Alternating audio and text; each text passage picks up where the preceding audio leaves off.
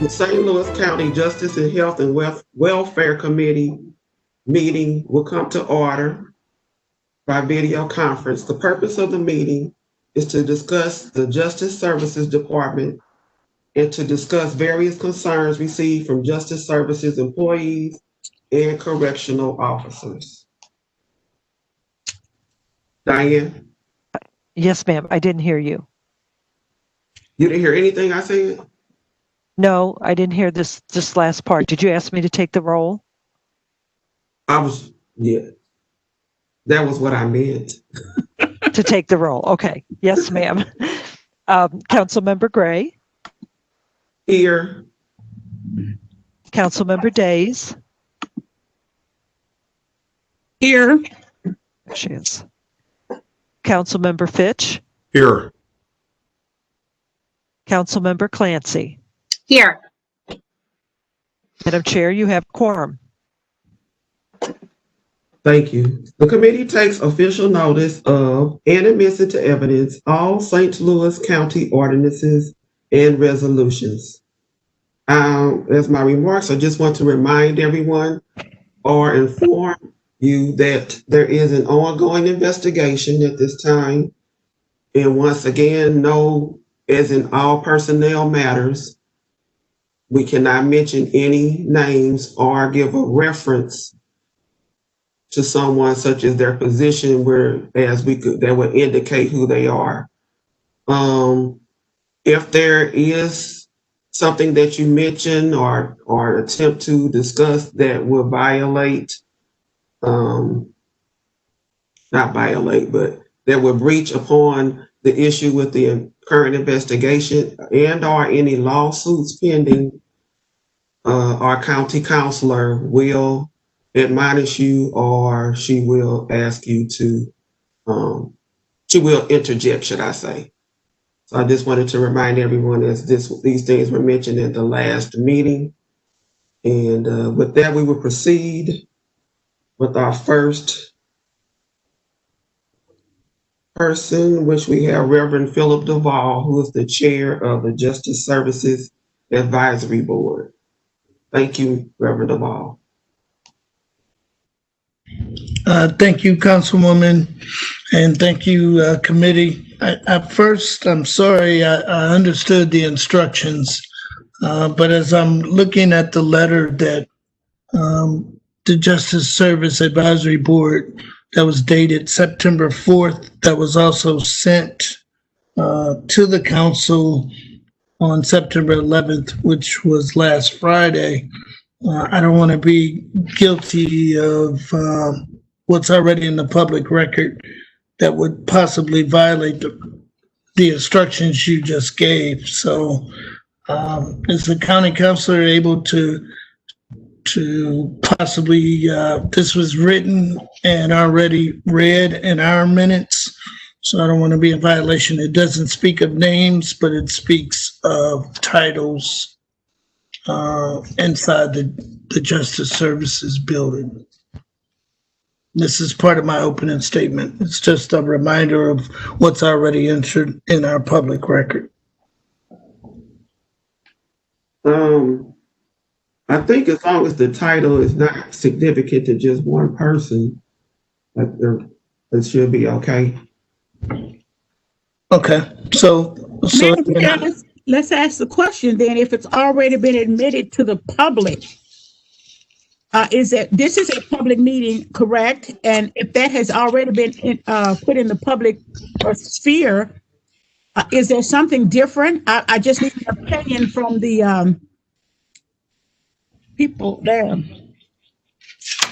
The lawyer. Madam Chair, would you like me to respond? Sure. Okay. Yes, please. I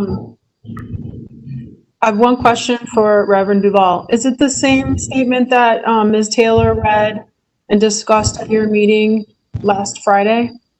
yes, ma'am. Okay, that was already read. It's in the public, so I think that you'd be fine to read that again. It was read at a public meeting on Friday. Thank you. For asking. Thank you. Again, this is from the St. Louis Justice Service Advisory Board that Ms. Taylor did read. It was dated September 4th. It was read in last Friday's special meeting. The subject was call for external independent investigation of the St. Louis County Jail, and it was the scope of the investigation. The advisory board was reinstituted by County Executive and County Council in June of 2019 after a series of deaths at the St. Louis County Jail. As you are all aware, there has been significant turmoil at the St. Louis County Jail for at least the past 2 years, including most recently the resignation of the director after only 9 months in his position.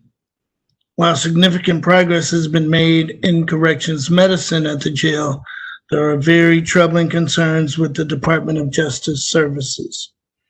As you know, a letter was presented to the St. Louis County Council signed by, at that time, 55 employees of the jail, many of whom are senior leaders with the jail and served under the previous jail leadership. The director resigned his position the following day. In addition to this letter, the advisory board received written and verbal testimonials from other employees within Justice Services detailing a toxic culture that has already existed for years. Prior to the arrival of the most recent director and implicating senior leaders as well as others, of concern is that all the persons mentioned in subsequent testimonials detailing the subculture are signatories on the letter presented to the St. Louis County Council. Because of the concerning allegations regarding the St. Louis County Department of Justice Services, the Justice Service Advisory Board strongly recommends an immediate and wide-ranging investigation by an experienced investigative body outside of St. Louis County. Any form of investigation will require objectivity as a required component, as well as explicit authority and a guarantee of transparency upon completion. Those are my opening statements. There was still one more paragraph, and there was a list of 11 different topics. The reason why I chose to enter again or reread that, I just have a couple of more suggestions to that, and then I'll yield the floor to the rest of the board members. I believe it was Councilwoman Days in our first public hearing referencing the ordinance of section 2.180 pursuant and in conformity with the Constitution of Missouri, without limiting the generality of powers vested in the council by this chapter, the council shall have by ordinance the power to, and as it gets down to, on that section, gets to number 28, it reads, establish procedures for the conduct of investigations by the council or any of its committees of any question or matter on which the council may lawfully take action, including, not by way of limitation, the power to issue subpoenas for witnesses and subpoenas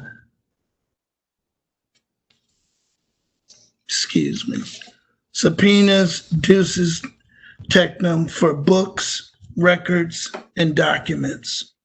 Provide penalties for the failure to answer any subpoena or subpoena, that legal word, duces tecum. Provide for the service of said subpoenas or subpoenas, duces tecum, by any officer charged with the service of process.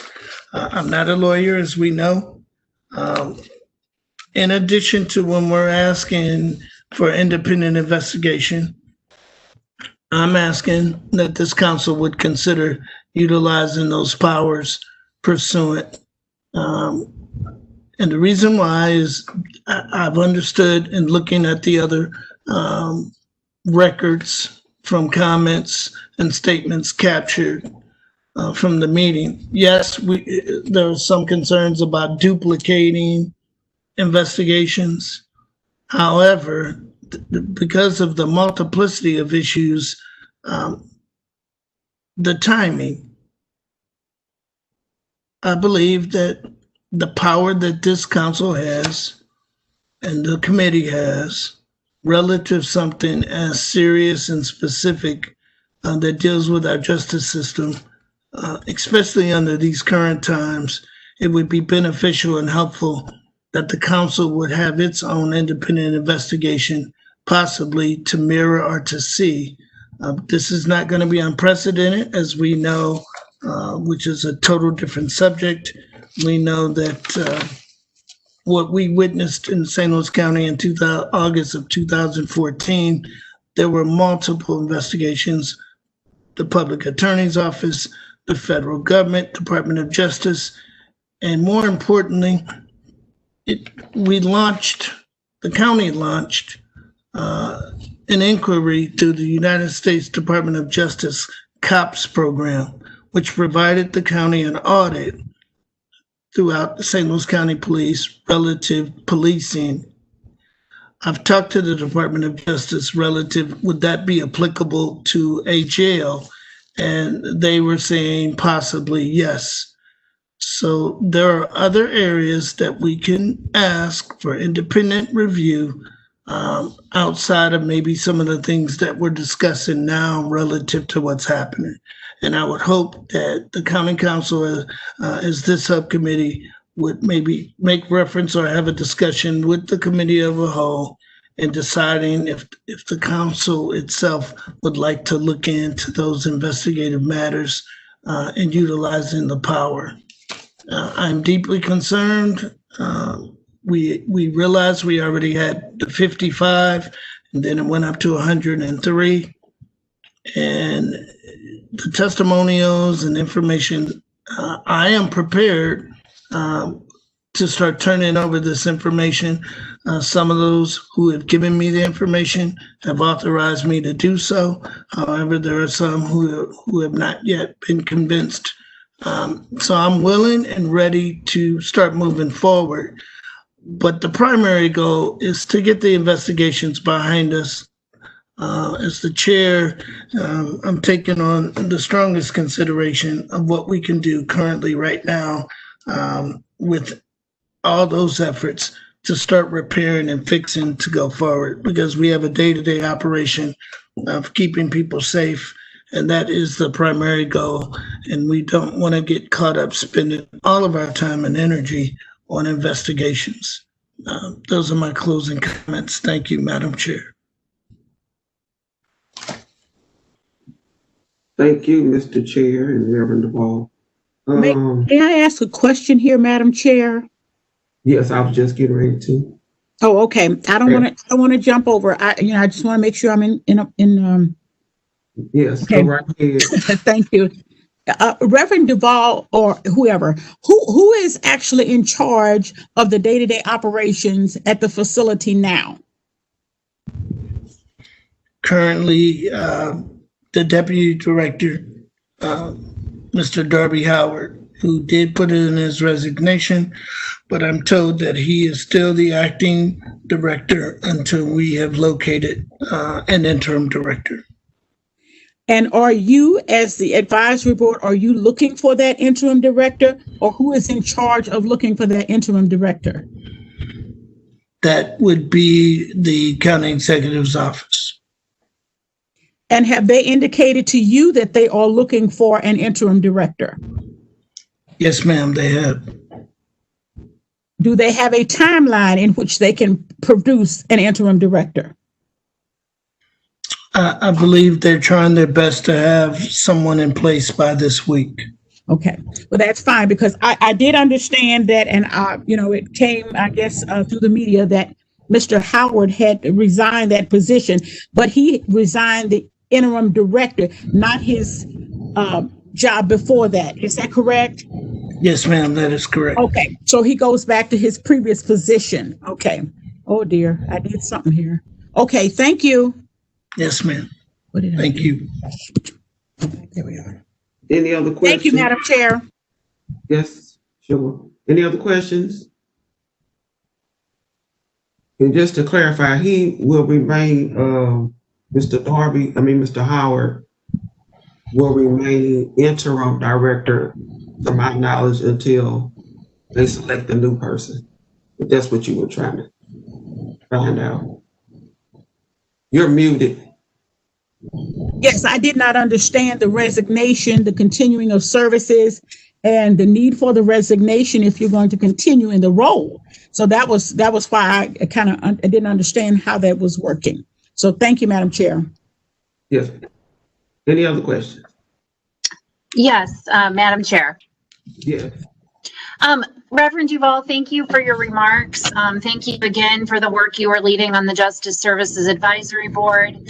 I want to clarify something that I thought I heard. You are suggesting that the council run their own concurrent investigation of some of the matters that have been presented to us?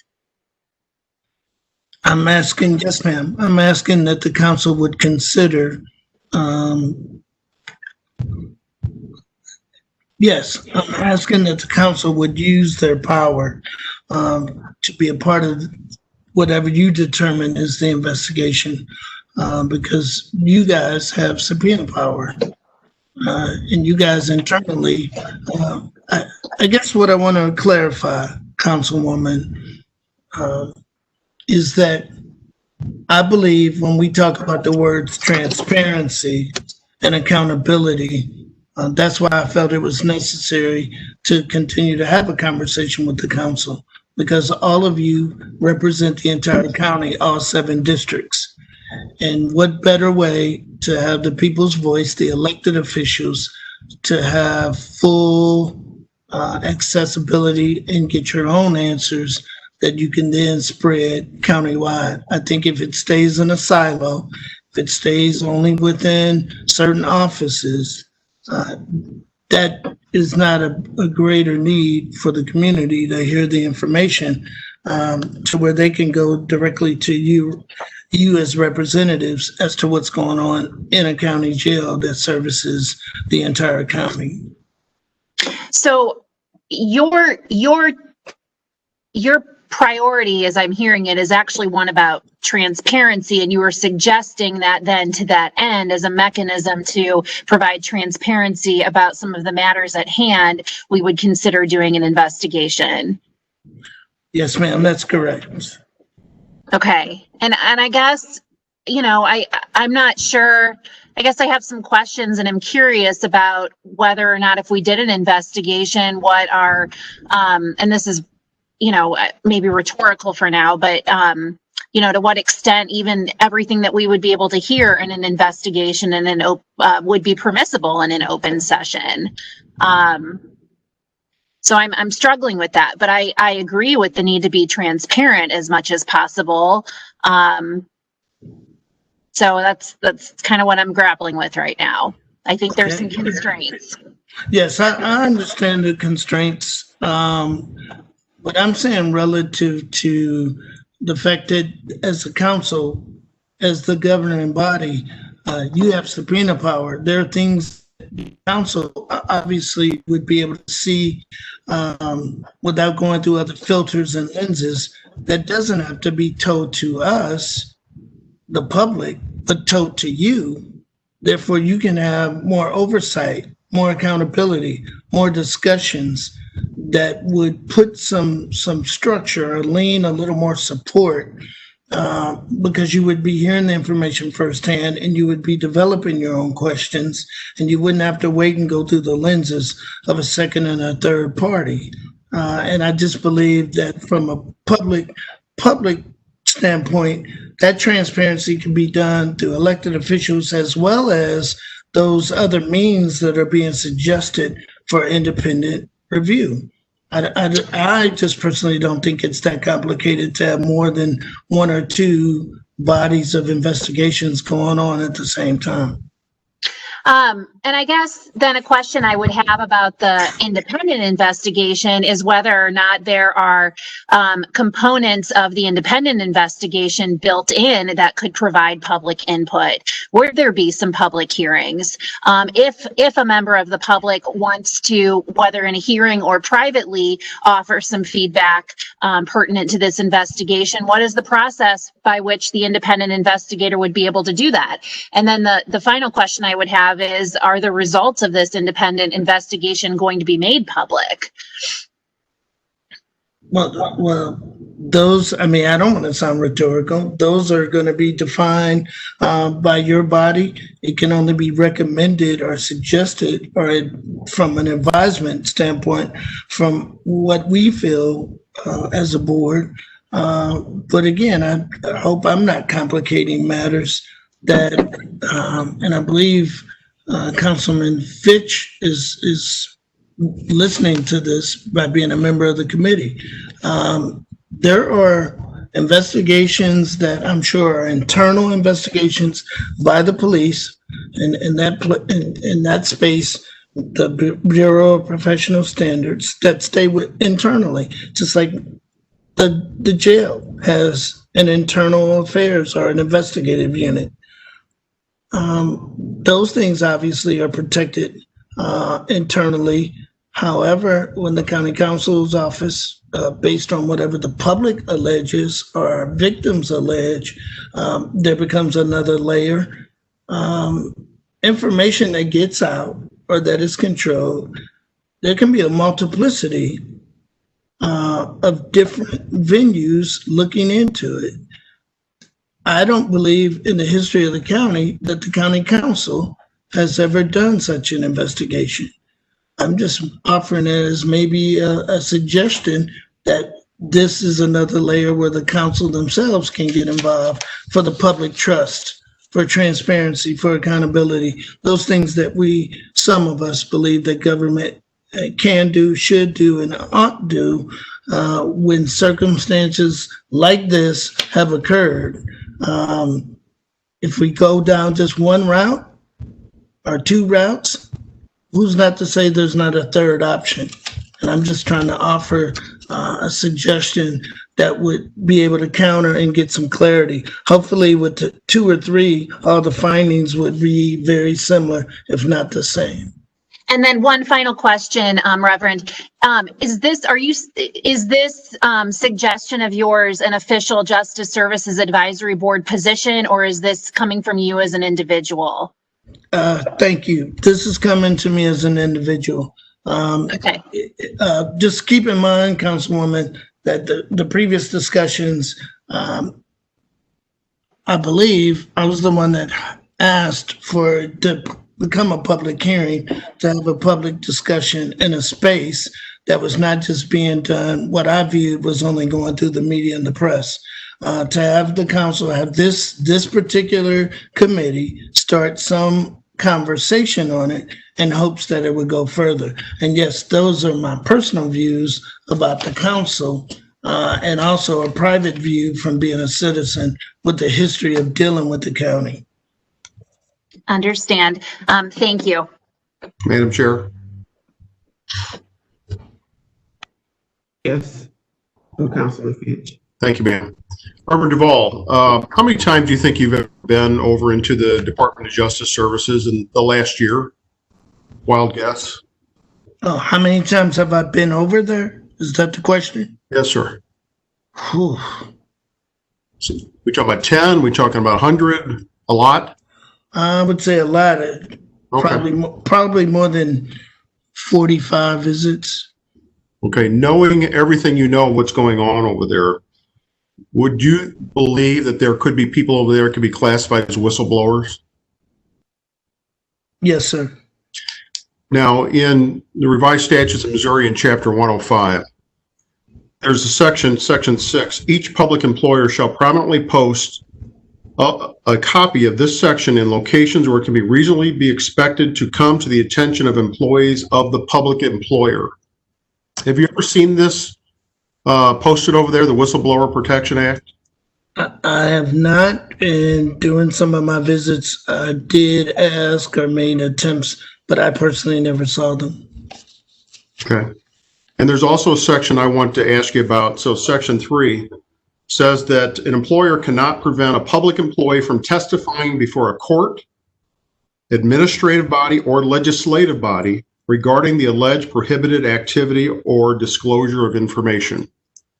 So knowing that, and we start asking tough questions, I just want to make sure I get that on the record and to see if there have been any discussion about that with your group.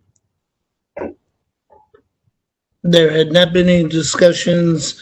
We've had discussions when, based upon some of the allegations, as serious as they were, we started referring to see if there were whistleblower protections.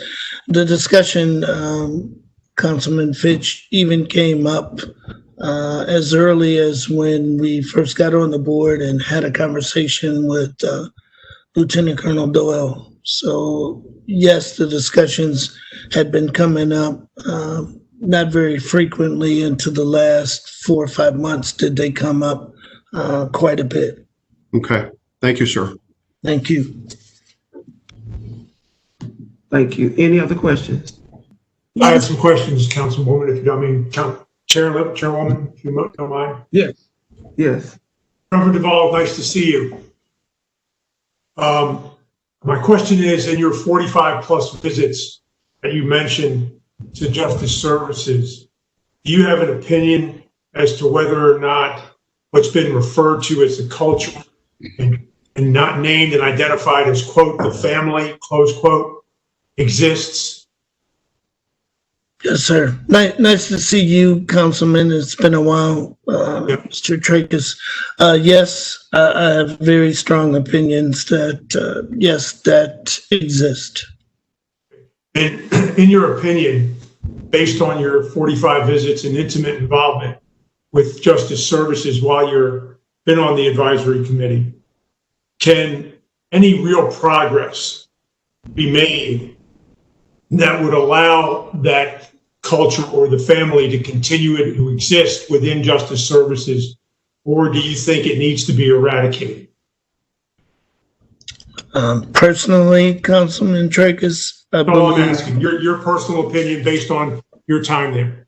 yes, sir. I believe that there are some very key positions that, if removed or personnel moves, could definitely change the culture and turn it back in a more positive direction.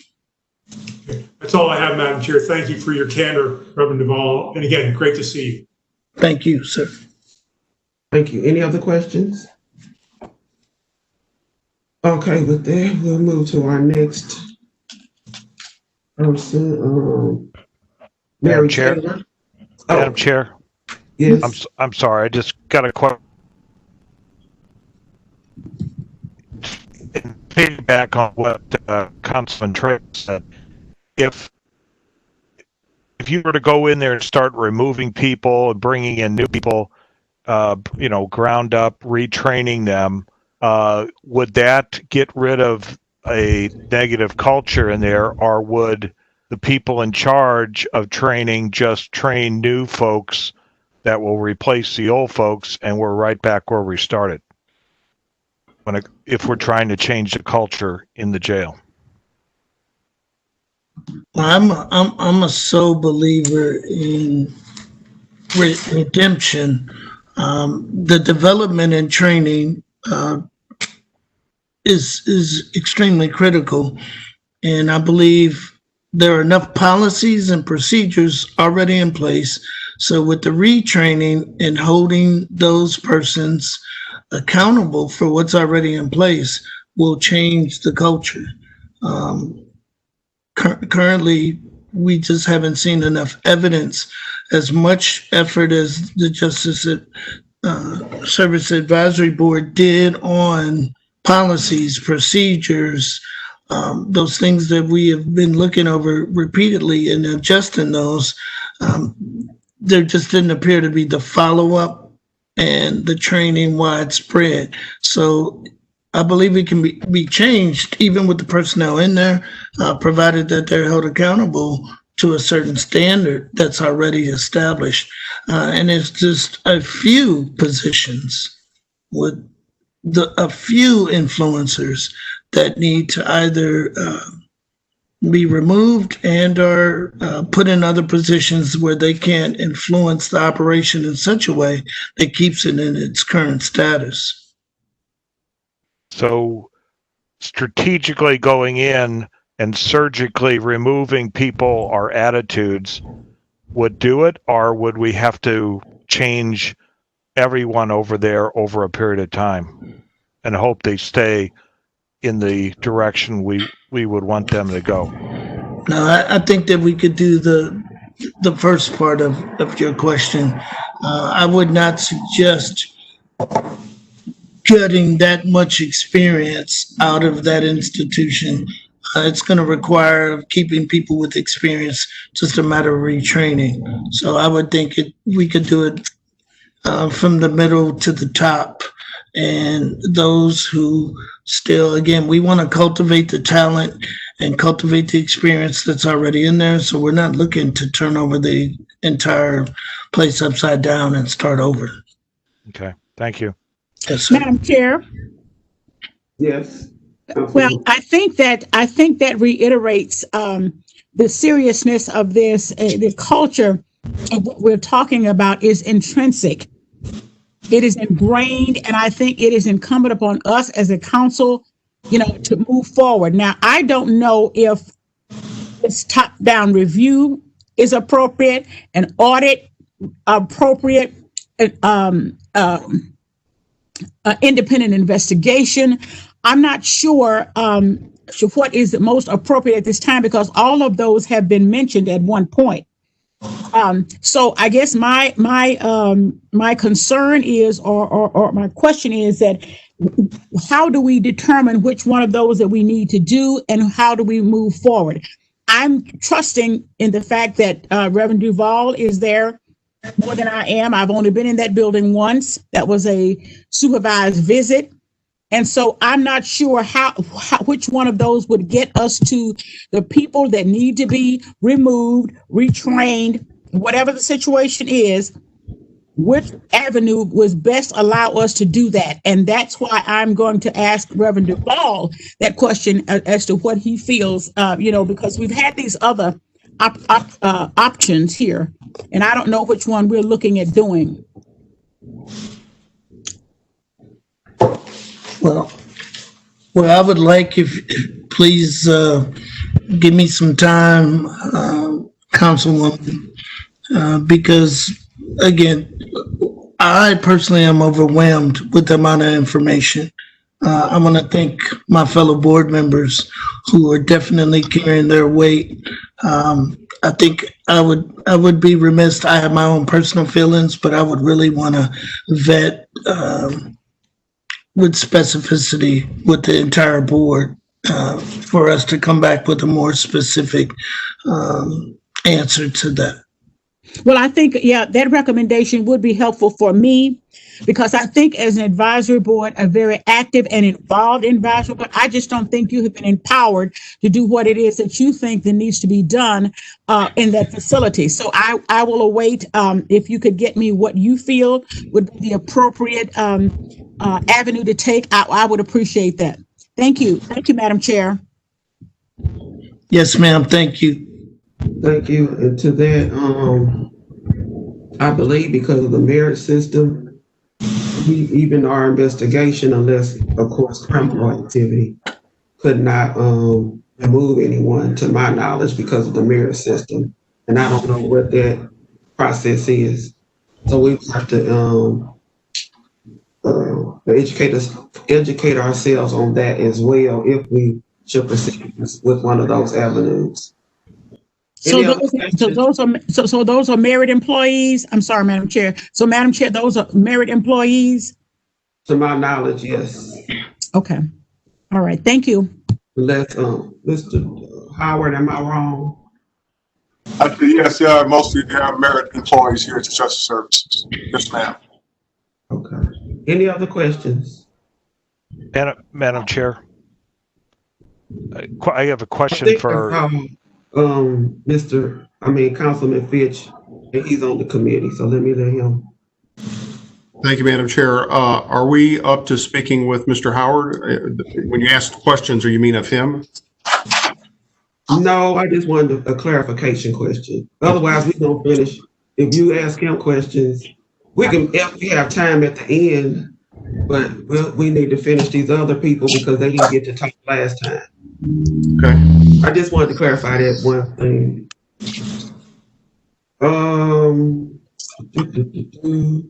Oh, Councilman Harder. I'll ask this question of a number of people, but Reverend Duvall, with your time and spent at the correction facility, do you think there's some illegal or criminal activity going on with the staff over there in any way? I would really be hesitant to say criminal activity. I find that there have been reports of activities that we know. I mean, that when I say we know, that are being investigated, and so I'll kind of leave it at that because I don't want to lean over to the instructions from the county counselor. Those things are being investigated. Those that we are aware of anything that is that would reach the bar of criminal activity. I think what I would want to say to that is I'm deeply concerned of activities that are not being. No, I'm sorry, Councilman Harder. I'd rather not answer that question. Okay, let me rephrase it. Is there influence peddling going on among the staff when it comes to favors or trading things going on between staff that, you know, puts one staff member over the other in that culture because they've got something on that person and not on the other person, you know what I mean? Yes, sir. Favoritism, you know, getting special favors or promises. I would clearly say that there has been some activities that rise to some questions of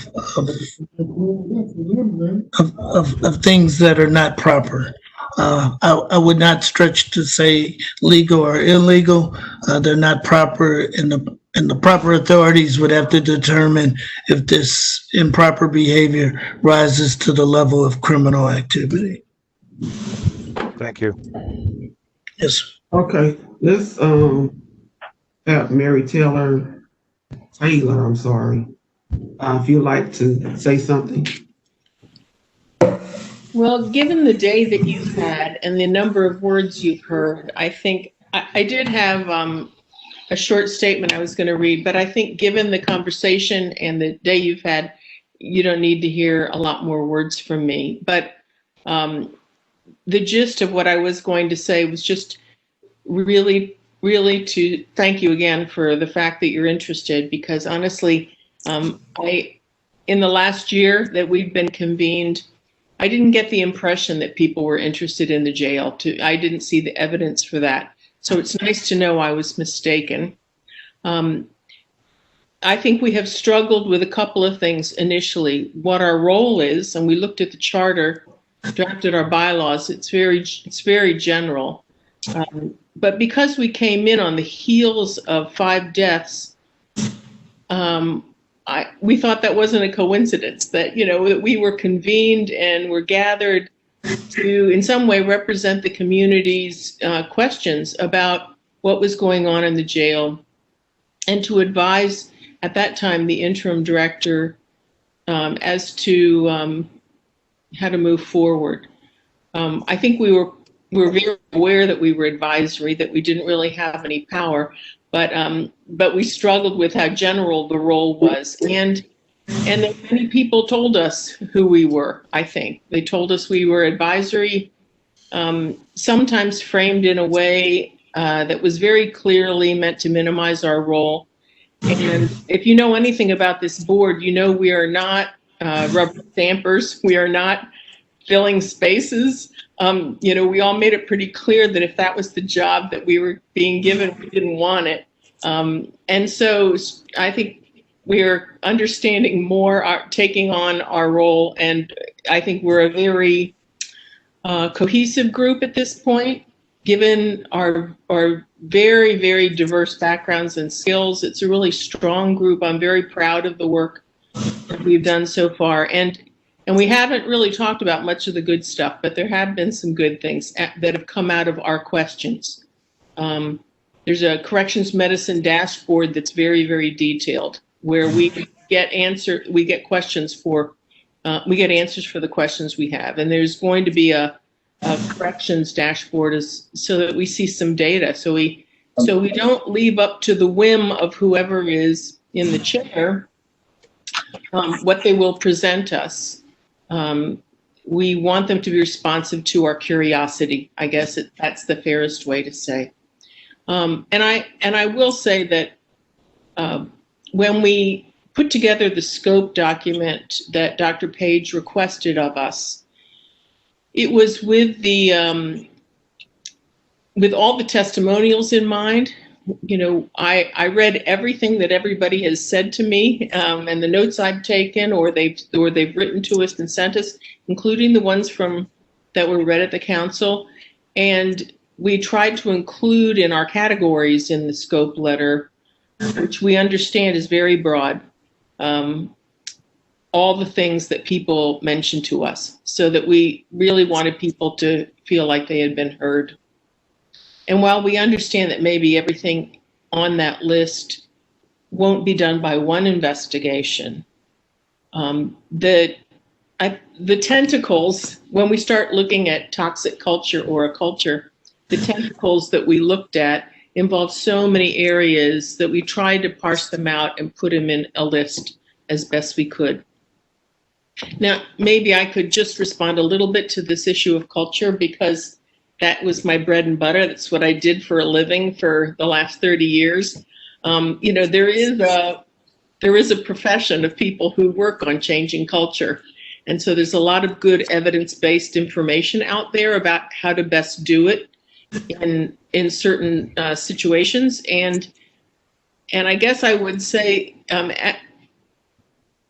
everything I have heard is allegation.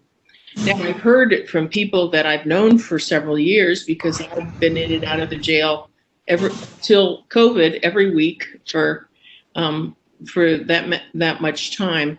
And while I don't know the ins and outs, and I don't know the leadership, I didn't know the leadership structure, and I wasn't involved in that.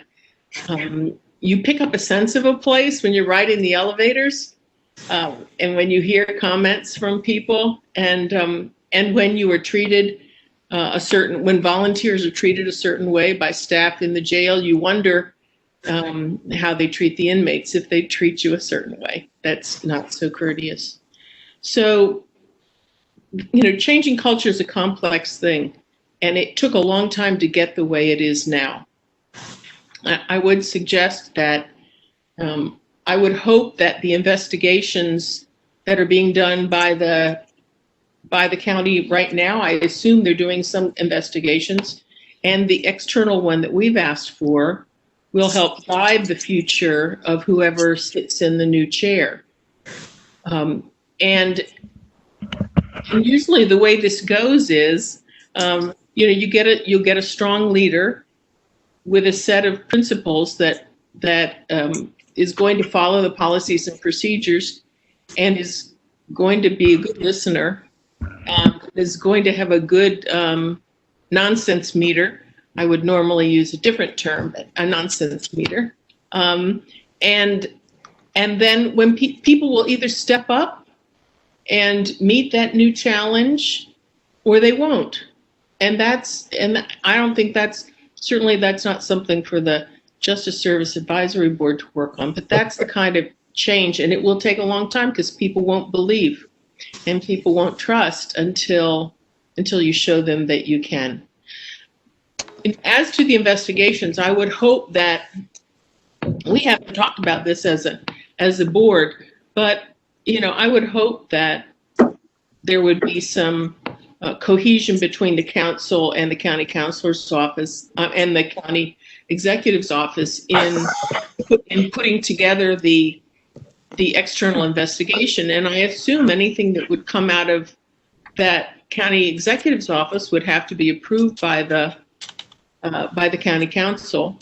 And I would hope that your participation in these meetings is an indication of how active and interested you be in making sure your views are known for any investigation going forward.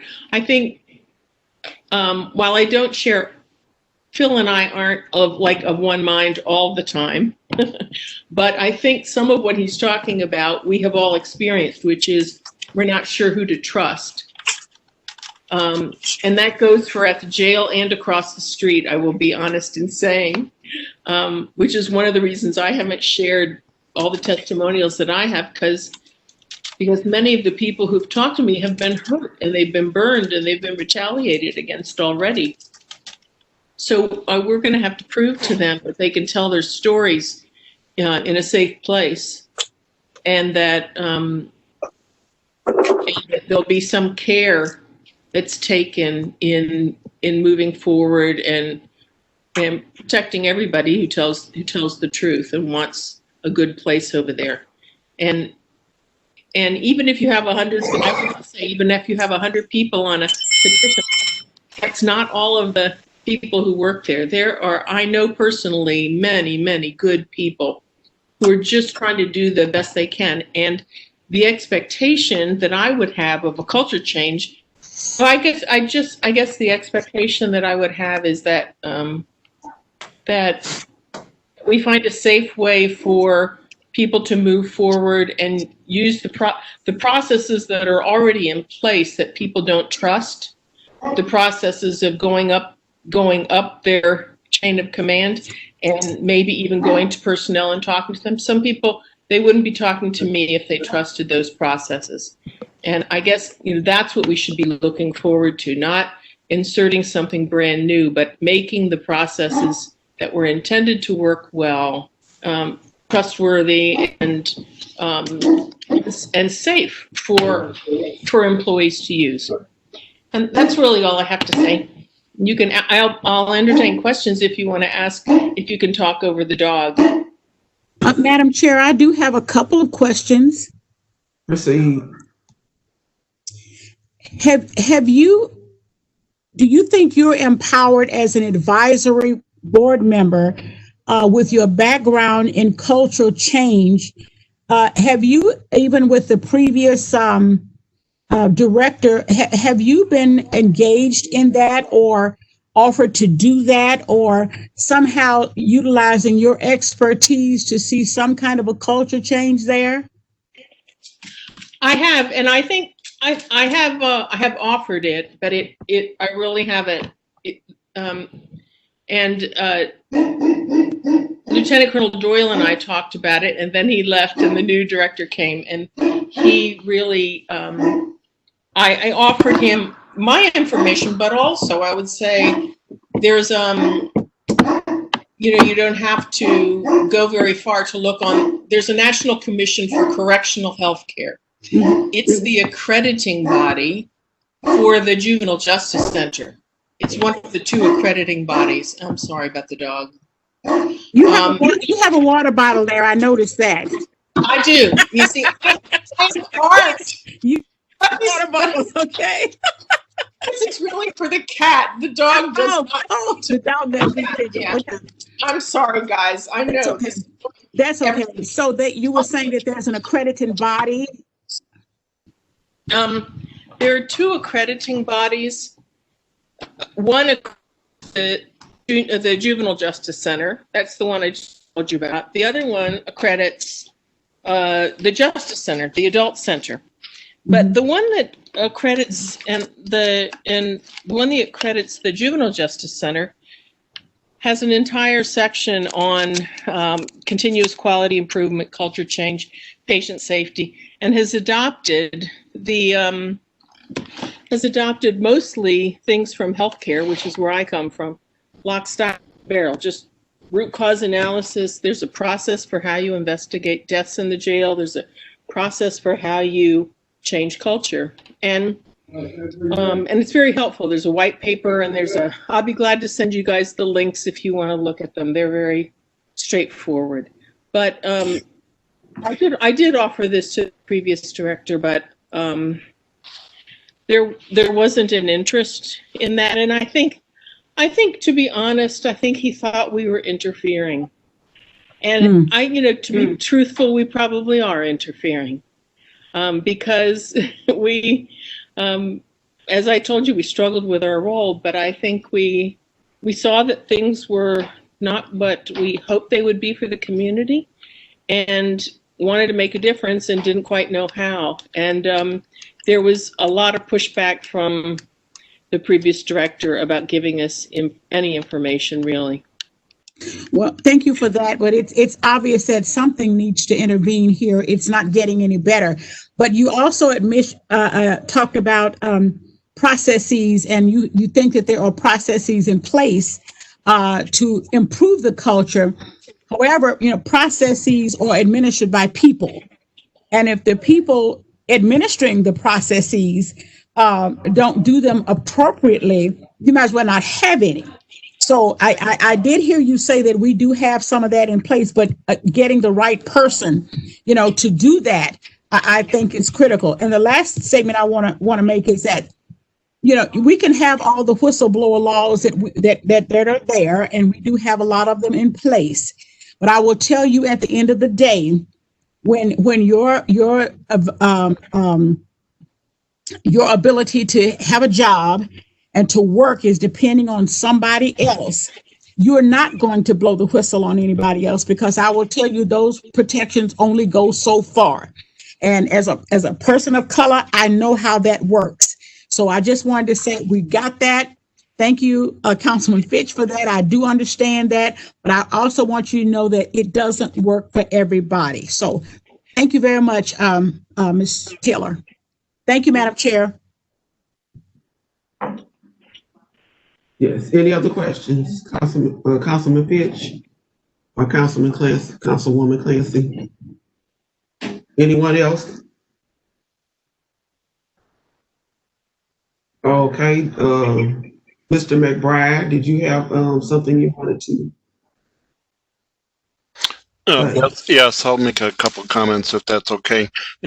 And thank you, Chair Walden Gray and members of the council for inviting me. And as Mary said, I know this has been a long day for you, so I had written out some comments, but I'll send them to you. And I'll just paraphrase and just say a few things. I want to acknowledge the hard work of our able chair, Reverend Duvall, who's really led us astutely in the last year. I just want to make a few comments to put our work over the last year, maybe a timeline and context. We were appointed, as Mary and Phil have mentioned, at a time when the jail was facing considerable challenges, and there were recent transitions in leadership after the deaths in the jail, as Mary and Phil mentioned, and the advisory board had been dormant for quite a while. Despite those challenges, we got started, and I think we've accomplished many positive things. We established policies and protocols and pushed for transparency as a regular practice. I'll just mention one other positive thing that I always like to get on the record, and I think should be put on the record. Although it's in this pandemic in jails across the country, it's been common for outbreaks to happen for COVID. We should be proud of the fact that as of yesterday, there have been over 2,000 tests done in our jail and only 35 positive tests for COVID. And all of those have come from outside the jail, and there's been no community outbreak in the jail itself. no community spread. I think this is a quite remarkable accomplishment, and it's due to hard work of the staff and the health staff and the corrections staff, and I think that should go noted. And it's due to policies and procedures and protocols that were put in place early on in the outbreak. So, I think, you probably need some good news at the end of this day, and that should be acknowledged. Despite some of the accomplishments that I think our board has made, and I think our board has faced considerable challenges and barriers, and I want to sort of make a few comments on those, and I'll be done. We've had to do our work under now 3 different directors of correction with varying levels of success. Several different county counselors have worked with us, but a consistent set of health directors. This inconsistency of leadership has made our work difficult and tough to do, I would say. I would cite for one example of this is I don't think we've reached a satisfactory answer, in my opinion, on what has happened with the deaths in the jail. And we made a recommendation that I think that should be investigated as part of the outside investigation. I'd also say that we struggled, as Mary said, clarifying our role, and we spent much time debating this. I think too much time debating our role. This has been frustrating for me personally. And I don't, since I think I know, and I think our board knows what our role should be, but we debated way too much time on that. Finally, it's become clear to me, I think, that there are many issues that have come to light about the so-called culture, this toxic culture that we've talked about. And there is, I just want to make it clear to you that this, I think, is my understanding, and I'm not as expert on this as Phil and Mary are, that this is a long-standing culture that I think needs to be addressed by this outside independent investigation. Despite these challenges, we reached the conclusion that there should be an outside investigation. The county executive reached that conclusion as well, and your committee also agreed to that last week, and we appreciate that. We appreciate the support that you've given us. And I just want a final statement I would make is our board is comprised of a very diverse and experienced group of individuals, and we have a great passion for our work, and that should be noted. And again, I thank you for your support. Happy to answer any questions you have. Thank you. Any questions? No. Appears there are no questions. Thank you so much, Mr. McBride, and all the other members of the Justice Services Advisory Board. I don't think Reverend Duvall, I don't see Jeff Smith anymore. Did you want him to say anything? No, ma'am. It was just the 3 of us that wanted to go on the record. Okay, I don't see him though anyway. I just wanted to make sure. Yeah, okay. We will now have comments or remarks from Lieutenant Colonel Doyle. Hey, good afternoon or good evening. Madam Chair, members of the committee, for the record, I would like to add that I asked for an independent top to bottom audit of the jail back on April 24th of 2019. And on numerous occasions there and thereafter, I was told that the ACA accreditation process would serve as the official audit due to budgetary restraints. With that said, first and foremost, again, I would like to offer my sincere, heartfelt condolences to the many families who have lost loved ones at the facility. I can't begin to imagine the pain you felt as a result of such tragedy. While this hearing would not bring your loved ones back, please note that I hold you deeply in my prayers, and hopefully this hearing will be the start of putting us on the right path to prevent such tragedies from happening in the future. With that said, Madam Chair, instead of me reading a lengthy statement, I would like to direct your attention to a report that was authored by Lieutenant Webb and myself that was submitted to the County Executive's Office back on November the 20th, 2019 regarding operational procedures at the jail. If you would like, I can forward a copy of that report to each and every one of you with the approval of Mrs. Orwood. Yes, please send it to us. I would like to get that as well. Absolutely. Who was the other person who authored? Lieutenant Webb. Lieutenant William or Webb? Webb, W-E-B-B. Okay, thank you. With that, I'm available for any questions that you may have. Madam Chair, Yes, is that for me? yes. Okay. I'm sorry.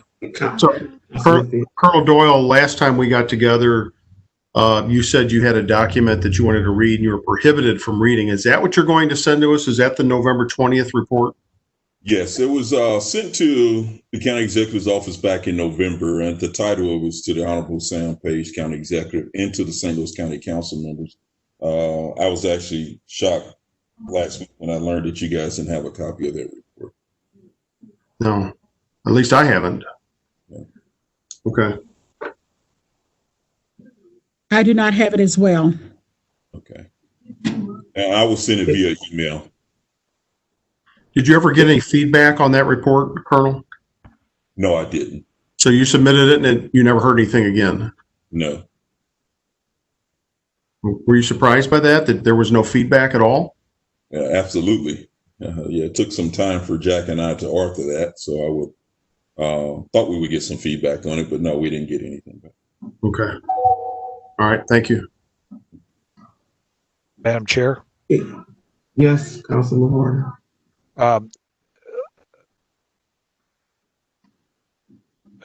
Colonel Doyle, in that report, I know you can't reveal the details. How big is that report? How many pages? It is roughly 13 pages. Okay, and is it all on one topic or multiple topics? Yeah, basically what it is just addressing, at least during my tenure, they're addressing some of the issues that I seen while I was over there, over at the jail, and some recommendations and some policy changes and whatnot. So these are things that you witnessed when you first came in or during your tenure? During my tenure. Okay. And then you recommended some changes as well? Yes. Okay. And were most of those changes implemented? I haven't done a follow-up other than I know one of the issues where I was really concerned about the cameras being put up in the pod areas because, again, we weren't able to see a lot of things that were going on. And from my understanding to this day, I don't think that the cameras have been put up in all the pod areas. Darby, you can correct me if I'm wrong, but I don't think it has been implemented in all the pod areas. Colonel Doyle, to answer the question, those cameras have been on back order due to COVID, and now they're scheduled to be installed in October. Okay. Okay. So there was multiple topics you said in that report, and as far as you know, they've all been addressed minus the cameras at this point? Again, I haven't talked with Mr. Benasco other than the first or second week he was over there. So I'm not sure what has been followed up on and what hasn't. When you changed leadership from yourself to Mr. Benasco, was that a pleasant change? Did you help each other, or was it just a clean break? He was going to do his own thing, you did your own thing.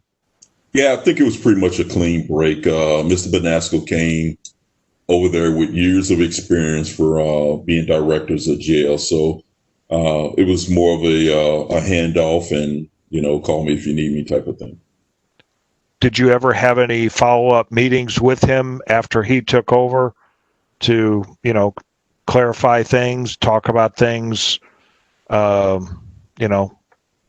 extra information? No, not at all. Okay, so he took over full charge at that point and just relied on the current staff to help him. Correct. Okay. What else was so we'll get a copy of what your observations were soon, I guess. Yes, I can send it as soon as we get off this call here. Okay. Is there anything else you want to talk to the committee about separate from that report? So other than the fact of I agree with what everyone has pretty much said in regards to doing a top to bottom review of the jail. When I was there, when I was told to use the ACA as the official audit, I think we're all smart enough to know that you pay a membership to be part of the ACA, so you're not going to really get a top to bottom audit. I mean, essentially what they're doing is reviewing policies and procedures. It's more of a paper trail than anything, but it is not addressing systematic problems or issues like that. So I agree with the current board members that are requesting a top to bottom review of the jail. I think that's extremely important at this point. With so many questions, I need a follow up. With so many people involved in this decision over the years and change of leadership, are we really going to find out anything new, or is this, we know what's wrong there between all these committees and different advisory groups? We know what's wrong. We just need to act.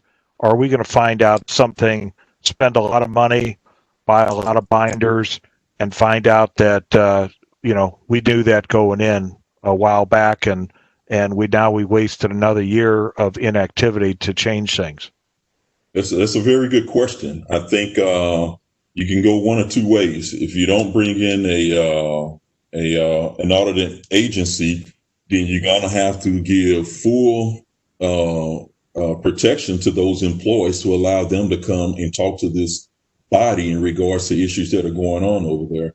I've been getting the same information as the chairman, Reverend Duval, in regards to people would like to come forward, but they're afraid. They're not sure what's going to happen if they say anything, one way or the other. So I think if this governing body give these employees an opportunity to talk, I think you can come up with some, or at least you can surmise the issues that are going on over there. And I think that this governing body can make recommendations to improve operations at the jail. And how would you recommend that the average rank and file person comes forward outside,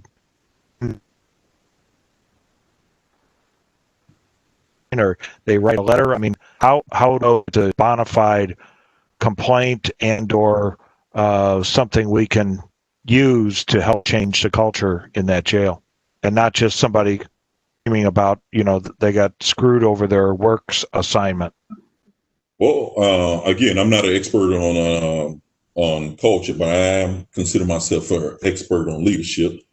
And whenever you're talking about culture, you always talk about accountability. So when you hold people accountable, you can change culture. And I think that regardless of the current leaders or whoever leaders you bring in, if you bring in individuals who are willing to hold the staff accountable for their actions, I think you can effectively change culture.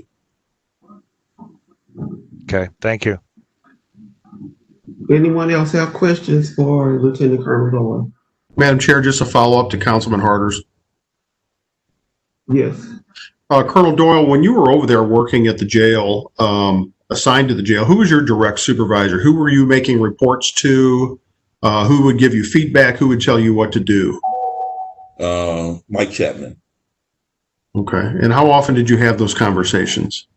We had if I recall, we had a meeting, not a board, but a meeting, I want to say once a week or either once every 2 weeks, if I recall. It might have been once every 2 weeks.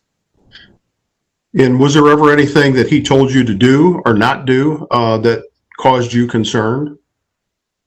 No, other than, like I said, I was concerned about, again, with there being several deaths over there at the jail. I was a bit surprised that they didn't want to bring in an outside agency to conduct the audit. In fact, Jack and I both was a little bit surprised by that, but, you know. Okay. Thank you. Thank you, Madam Chair.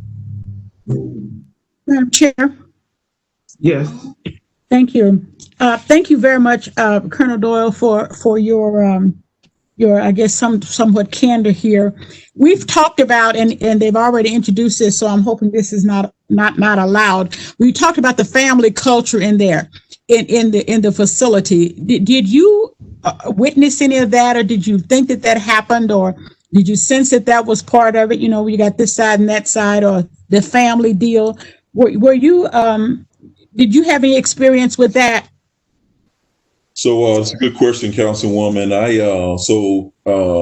would say 95% of what I did was more administrative over there at the jail. However, just like any entity, whether it's a jail, law enforcement, anywhere, you're going to have different factions that split up for whatever reason or not.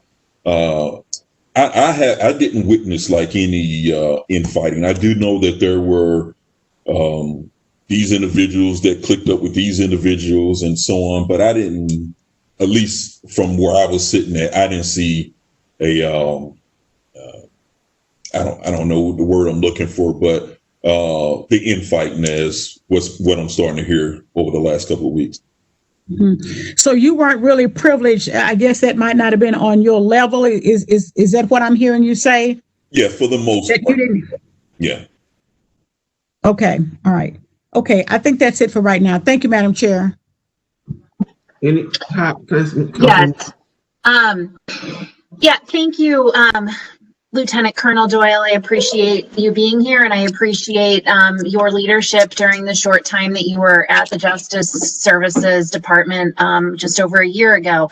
I want to make sure I'm understanding this clearly. So I know that this is not the first time that we have talked about completing a review of the Justice Services Department. There was talk of an audit, over a year ago, as I think you've alluded to, but what you were suggesting is that instead of there being an outside audit, it ended up turning into, well, we're going to do an ACA accreditation process, so we will do that instead. Is that correct? Well, the ACA accredited, when I was assigned over to the jail, the ACA accreditation process was already, how can I say, the data had been set for them when they was going to come to town to do this accreditation. So I was pretty much told, let's just use that as the audit rather than because of budgetary restraints than bringing an outside entity to do it. Okay. Is there work product from that ACA accreditation? I mean, I'm assuming that's all public documentation. I guess I would like to understand what the scope of that accreditation process is, so that I can better understand what the difference between that accreditation process and the audit, an comprehensive outside office would yield. So simply put, I mean, when you talk about the accreditation agency, basically just reviewing current policies and procedures to see that they're following ACA accreditations. The ACA doesn't come in and look at systematic issues within the jail, and they don't provide any type of oversight. Right now, I mean, if you don't do any policy of the ACA or whatever, I mean, it's no oversight committee or anything that oversees that. Okay. And did we get the highest ratings on that? I mean, we're accredited by the ACA? Yeah, a good question. Yeah, we were accredited by the ACA. Again, and I think you know me by now, I'm a pretty candid person. I mean, but whenever you paying a membership to be part of an accredited agency, the likelihood of you being accredited is probably pretty good because you're pretty much paying for a membership. Got it. Yeah, I mean, it's concerning to me that we would have the challenges that we have in our Justice Center, yet still get full accreditation. I know that that's not the matter we have to resolve before us, but it points to me to some systemic issues. Yeah. Thank you. Madam Chair, let me ask one more question of Lieutenant Colonel, if I may. Yes. Yeah, please. while you were there, and I'm not sure how long you were there, what did you find to be your greatest challenge? Was it working with the people? You indicated basically you were administrative. And I think you were there before I got on the council. We were dealing with several deaths there, and I guess that's why you were brought in. I don't know. But while you were there, what seemed to be your biggest challenge in dealing with that, in dealing with the facility? Man, that's a pretty deep question. Let me say this. Justice Services have a lot of good, dedicated employees assigned over there. Many of them. Actually, there's more than people believe. However, a little bit of the culture speaks to, the individuals come to jail, they're in jail, you know what I'm saying? They're not looked upon as being the most, I guess, the greatest citizens of the world. And the feel that I got is that the inmates there was treated as such. So I guess the care and respect for the inmates was a little lacking. And more concerning to me was some of the training. So in regards to like leadership positions, so an individual can get promoted to the rank of lieutenant from correctional lieutenant, but there wasn't any type of formalized training to to give to that individual to learn how to be a leader, how to be a commander, how to do that, other than you get promoted and you kind of figure it out. Corrections medicine and the jail staff, there was some headbutting with that. Medical wasn't getting along totally with the correctional officers and vice versa. So I like to think that we kind of mended that a little bit, but I'm almost certain that there are probably still some fractions going on with that. Mm-hmm. And that would probably have been, the result because of the number of deaths there. And I want to make sure that I'm understanding this. This is a facility, the folks in this facility have not been adjudicated at this point. Are they there because they can't bond out? Are they there waiting trial? Why are they there? Aside from they have been accused of something, have they been convicted? Right. Some of them are also a lot of them pre-trial, waiting to be sentenced or go to court or whatnot. Okay. Well, yeah, some have, if they have short sentences, they can remain there, to my knowledge. Okay. I that was my question, Madam Chair, because I was under the impression that these folks were, again, you're dealing with poor people because they couldn't bond out or whatever, and so they had to be here through no fault of their own. So thank you very much for that. Thank you, Lieutenant Colonel. I appreciate that. And one of the other issues too that I can't remember, I want to say it was Councilman Harder that brought it up as in regards to illegal activity. I didn't observe any illegal activity. However, I do know one of the biggest concerns when I was over there is that the initial checkpoint when you come into the jail to the secure end, there really wasn't anyone there to check people. I mean, that's including the correctional officers. And Jack and I did put that into place because there were times that there were narcotics that was getting inside of the facility. And but again, we didn't have an effective checkpoint to try to correct that. In addition to that, we also had started initiating canine sniffs in regards to the mail and periodic checks into the cell area to try to reduce the amount of narcotics that's going into the facility. Madam Chair. Okay, we have about 5 or 10 minutes, and we have to end the meeting, and we do want to hear the comments. Go ahead, Councilman Harder. Yeah, thank you. Lieutenant Doyle, who does the training in the jail? So, again, I contacted the County Municipal Police Academy to start establishing training for the correctional officers. And At this point, unless things change, we were able to establish some leadership training, crisis intervention training, de-escalation training, I believe some use of force training, and I'm quite sure that there were others. But prior to that, I think that most of the training was more in-house. I don't know. We end up establishing the training with the academy. So when someone's hired in off the street to be a first line worker, do you send them to the police academy to get their training, or I'm sorry. is it OJT and then they go? Yeah, I'm sorry. I thought you were talking about current employees. No, they are hired, and then the jail train their own employees. So is it a training program, or is it just an OJT, follow this guy around for 2 weeks and do what he does? It's a formalized training program. Okay. And that's done by, is there a training officer or someone that does that? Yes. Okay. Do you see that as a place where are they learning good habits? Or are they starting to learn about the family at that point? That's a good question.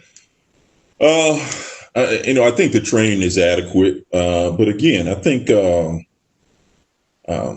I go back to my earlier statement, leadership. Leadership changes cultures, and regardless of whatever type of training they get, if you have supervisors that allow bad behavior to exist, bad behavior will exist. It's a pretty simple concept. So again, I think at the end of the day, you have to look at leadership and ultimately hold people accountable.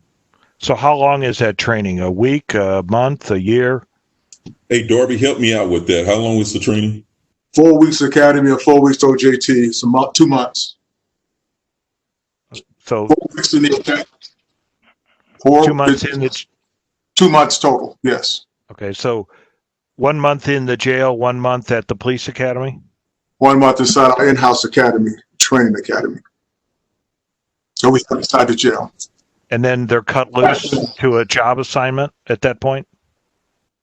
No, they'll go through their classroom. You'll go through 4 weeks of OJT, and then you're allowed to work a housing unit by yourself.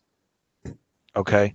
And then they're supervised or work with a trainer or probation officer? Yes, they're assigned a mentor to a supervisor who would monitor their performance for that probationary period of 6 months. And are those mentors, probationary officers, whatever you want to call it, are they part of the family or not? I don't know what you're referencing, sir, towards the family. I'm sorry. Are they learning that? Are they learning bad habits from that mentor going forward? No, sir. Okay. Thank you. Okay, I think that will conclude the comment section. Diane, do we have any public comments? Madam Chair, we have one. Thank you, please. Please proceed. Would you like me? Thank you. The public comment submitted is from Corporal Lauren Wolf, CCO. It is offensive that there is a constant reference to a culture at the jail that its employees are resistant to change. I have been here for 4 years and have had 4 different directors. One of the strongest skill sets of any correction officer is the ability to adapt to change, which I've witnessed more than anything from my coworkers in my tenure here. For county council members and the county executive to unknowingly belittle us and our profession by writing us off and dismissing us with statements about, quote, knowing there is a challenging job, end quote, and following it up with that, quote, we are a culture resistant to change, end quote, is extremely insulting and invalidates everything that we do. When you scrutinize us, you forget this element that we deal with every day, the unknown element of human behavior. You, as a government entity, in combination with the community, have established its own culture, cutting funding to departments involving education, departments that work with the mentally ill, and that work in low-income areas. You continuously diminish the need to be proactive in the community to help individuals have opportunities outside a life of crime. Instead, your culture perpetuates crime by forgetting about our vulnerable populations.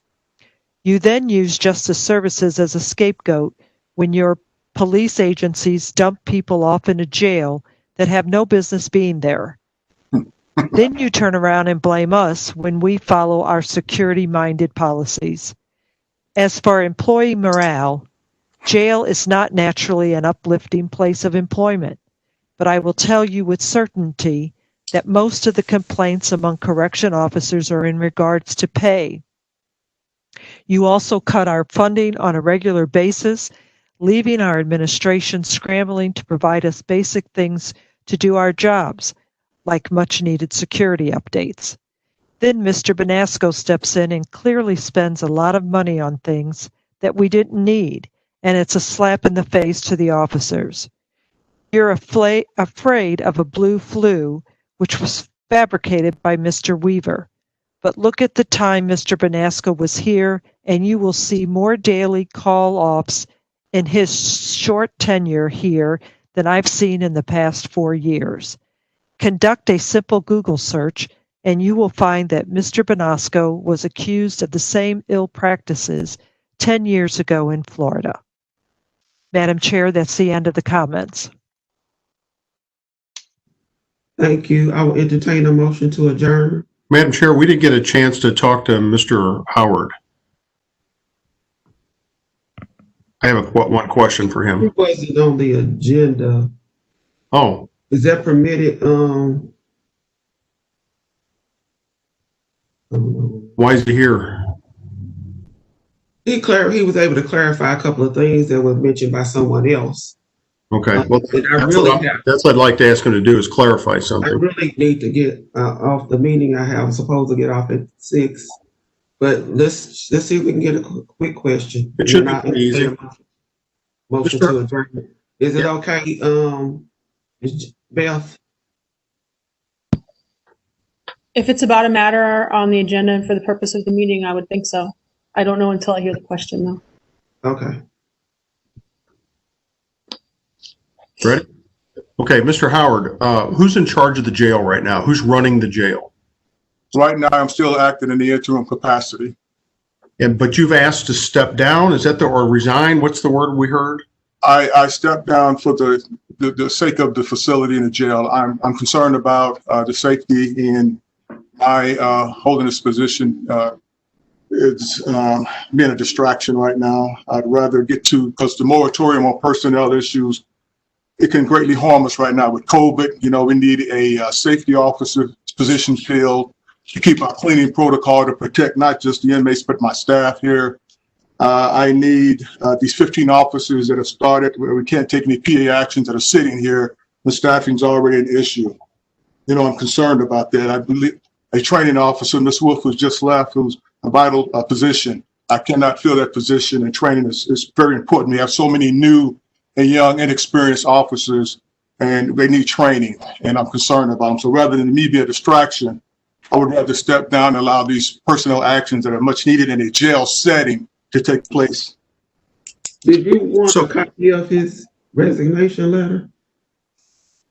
I'm sorry, was that for me? Yes. Do I need a copy of his resignation letter? I'm sorry, is that what you said? Yes, he kind of outlined some of the things he just mentioned in his letter. Yeah. That's why I asked. So when is your last day as the acting director? I haven't officially stepped down. I'm hoping that in the coming weeks that there would be someone to take this place. But until then, I am still in the acting capacity, sir. Okay, so you're allowed to make decisions. Some. Not the decisions that are needed right now that I'm very concerned about, the safety and security of everybody in this jail. Okay. Thank you, Madam Chair. I did want to mention we are going, as we talked about earlier about the investigation. I believe is being facilitated through the personnel department. So I intend to have a meeting with Sue Daniels and hopefully the new interim director or acting director, I guess he would be called, or interim director, whenever they hire someone, which I hope will be next week or so. or prior or before. So there will be an upcoming meeting of that. Madam Chair, question, please. Yes, So we will not have a meeting tomorrow. That has been canceled. Is that correct? correct. Yes, Okay. we had several other people scheduled for today that we didn't have, so we didn't need an extra additional Okay. meeting. Okay, and your statement is that are you saying that Sue Daniels from the Personnel Department will be conducting the investigation? Is that what you're saying? I don't know if she's conducting it, but I was told she can explain the process. So who's going to select the person that's going to be doing the investigation? I guess that's my question. That's why we're going Or to have we decided we're going to do one? Oh, not our investigation. I'm referring to the pending investigation is what I'm referring to. Okay. If I may, I'm sorry, I didn't mean to cut in, Councilman Days. Well, go ahead. If you can you enlighten some of the Yeah, and this brings me to a point I wanted to make. From what I understand, there is a pending investigation about some of these immediate personnel issues. However, there will be, again, from what I currently understand, an RFP that will be scoped out in the coming weeks to launch a more extensive, comprehensive external investigation from top to bottom. So there are two separate things, and that is also separate from anything that the council may undertake. But that also brings me to my point that I think we need some clarity, probably from the folks who are actually making the decisions about this external investigation, about what that process is. And I would appreciate, I thought a week ago we were maybe going to have Mr. Chapman on this call because it seems like he's the one that is kind of overseeing from the county executive's office at least a lot of these developments. I don't know if he would be the one that would be able to give us that information or if there was someone else. But I think that's the kind of information that we need to understand as a committee and for the council as we move forward. What exactly is the process? What are the key decision points? And what can we expect? What's going to come to us to approve or not? You really sound terrible. I could barely understand what you were saying. I know what she was getting at. Oh, okay. To her point, it was actually Mike Chapman who recommended Sue Daniels outline the investigation. But I will ask him. Adrian should be listening to the meeting, and we can check with him. So are we asking him to come to the meeting? Is that what you're saying? I thought I heard. I don't know if she was saying that. She said she wanted someone to explain the process, and she thought that he would be the best person. Oh, okay. And so you're suggesting that he not do it, that Sue Daniels will. I didn't suggest. He suggested. That was his suggestion. Point being, I guess he assumes. I don't know. Since Lisa mentioned, Councilwoman Clancy mentioned Mike, I was just saying he is the one who suggested Sue Daniels. But we will ask him as well. Her request. I was speaking to two separate inquiries. There is one pertaining to the urgent personnel issues, which I believe is what you are referring to, Councilwoman Gray, that Sue Daniels will be leading up. And then there is this bigger top to bottom comprehensive external investigation, and that I believe is going to be staffed first. There will be an RFP process for that one. And so, I am curious, who are the decision makers to get that up and running? When can we expect an RFP to be put together? Who will be putting that RFP together? What are the milestones coming down the road related to that? Because we need to understand that so that we can provide the oversight to make sure that that happens. And that's where I'm raising a question about who can give us that information. We'll check. I thought it was going to be Sue Daniels for that as well, but we will check it. So when you say we will check, are you talking about your office will look into that and share that information with the committee? We will find out who can present to the committee. Okay, thank you. Yeah. Madam Chair, I just have a last legal question before we go, so we're on the same page. Yes. Mr. Orwick, I didn't hear an answer from you when Colonel Doyle said he would send us a copy of that November 20th report. Am I to assume by your silence that you were good with that? I'm happy to do what the will of the committee is. If you'd like me to look at it, I'm more than happy to do that. I can do that tonight. I'd rather not have a redacted copy. I'd rather have what he's written. I don't want to assume that I know what he has written. I don't want to assume that I know what's in front of him. So it's hard for me to opine on something if I don't know what it says. So what are you asking? If the committee would like for me to look at it first, then I can opine on whether or not it would be appropriate to send to the council.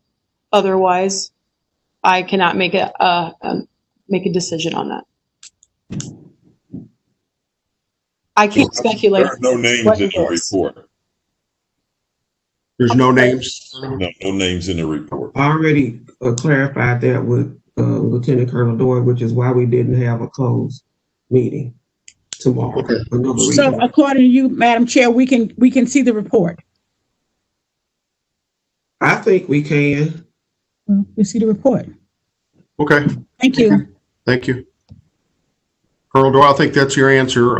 If you could go ahead and send it to us. Okay, I'll send it after this call. Thank you. Thank you. I guess we can request that it be kept confidential until we let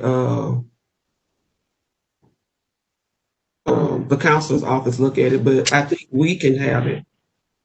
Something we mentioned earlier, we could keep it confidential until after she looks at it.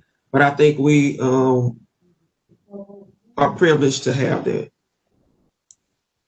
So Any motion to I'll adjourn? make a comment, Madam Chair. If again, and I hate to say this, but again, if this report is not going to be made public, then I'm not going to send it. I don't know who would make it. I don't know. Well, I don't know what legal reason do we have to keep it confidential that only we can see it. I didn't say we were going to keep it confidential. I said just hold it and let her look at it. But you know, people, if you're an individual, Okay. that was just a request. Yeah, and I just know that we have families that are out here that are concerned. We have people that lost loved ones in this jail, and I think it's to our benefit to make sure that we don't do this in private, and we make sure that any report that we do, that these families are given an opportunity to review these reports. Well, and I understand. That's fine. I have a question though about that. May I, Councilwoman Gray? Yes. Lieutenant Colonel Doyle, what has prevented you from sharing this information public thus far? I mean, do you need the council's permission to share it publicly? I mean, I'm not saying one way or the other whether I think you should, but if this is something that you have had written for a while, why haven't you shared it publicly? There's many ways that you could share it publicly. Yeah, so I tried to do proper protocol last week, and then I was pretty much shut down. So Exactly right. instead of me commenting today, then I'll just send it to you in a report form. And remember, we all asked for it. We asked for it last meeting, and the council said no. To clarify, I did not say no. I said I did not know what it said. And I'm still saying that I don't know what it says. So I can't opine on something that I don't know. I apply facts to law, and I don't know the facts. That's just to be very clear. If you would like for me to look at it, I'm very happy to do so. Well, wouldn't you already have a copy of it if he sent it to Mike Chapman and he works for the county executive who you work for?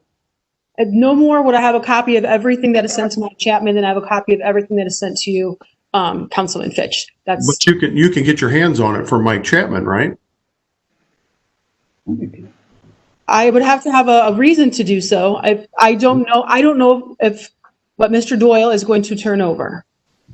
So Ms. Orwick, if I can direct your attention again to Missouri State Statute 105.055, where it specifically says that anyone in the county government can prevent a public employee from testifying before a court, administrative body, or legislative body regarding the alleged prohibited activity or disclosure of information. I'm not going to opine on a statute that I have not had a chance to research and look at. But what I can say is that I don't know what is going to be turned over. I am the county councilor. I work for the county and in the interest of the county. If this committee would like me to look at something in that legal capacity, I'm happy to do so. I personally don't need you to look at it on my behalf. I can make my own conclusions based on what I see. That's what I said. Everyone is an individual. We can't make anyone do anything. So if you have any other questions for the counselor, feel free to contact her. I just made a request and but I think I asked at the last meeting to have it sent to me, and I think that's when we had the log jam, if you will recall. So for clarity, please send them copy to me. Thank you. I'll take one too. Me too. Okay. motion to adjourn, So move. Second. meeting adjourned. Y'all have a good rest of the Aye. evening.